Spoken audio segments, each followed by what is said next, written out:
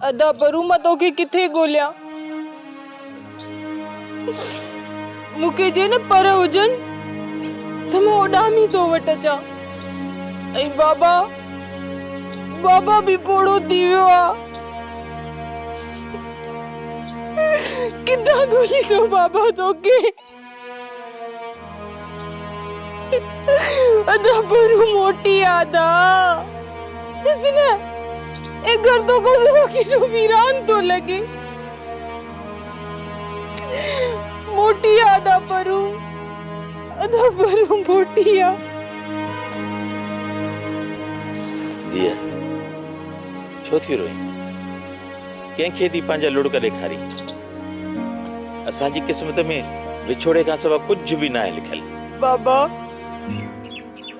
बाबा आदा परू त कदे कंहिंजी भेल भी ना आहे कराई। पो भला चोदा परू के खंबे खणी विया। बस दिया ज़ालिम खे हूंदो आहे सिर्फ जुल्म करणो। मज़लूम जी आहुन ऐं दाहुन जो ज़ालिम ते को भी असर न पवंदो आहे। बाबा मान रईस सालार ने भलो साई खणी थी हला। हलताली मेड़ में त कयोस मता करू में रहम पेजी वनेस। क्षमा दिए बबरन कदे बेर ॾिनाई छा? सालार मां चंगाई जी उम्मीद रखण माना बबरन खां बेर घुरण बराबर आहे। बाबा त पोसा काॾे वञूं? कंहिंजो वञी दर चलियो? केसा वञी पंहिंजा सूर सलियो? बाबा असांजा त केरु लुड़को घण वारो भी न आहे। सॼो ॻोठ सालार खान खां डिजे थो। असांजो केरु साथ ॾींदो?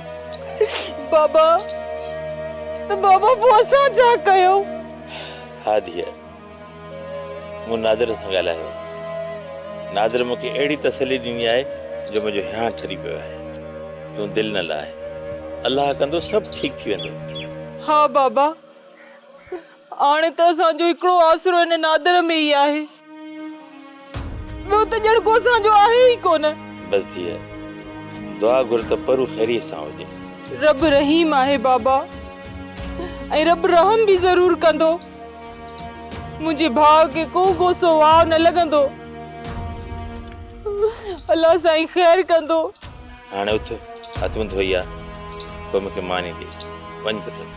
हाँ बाबा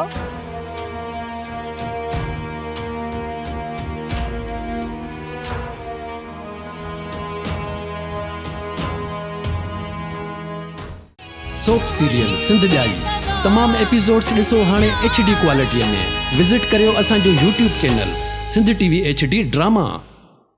सब्सक्राइब कयो असांजो official YouTube channel Sindh TV HD drama ऐं वधीक अपडेट लाइ बेल आइकन खे क्लिक करियो।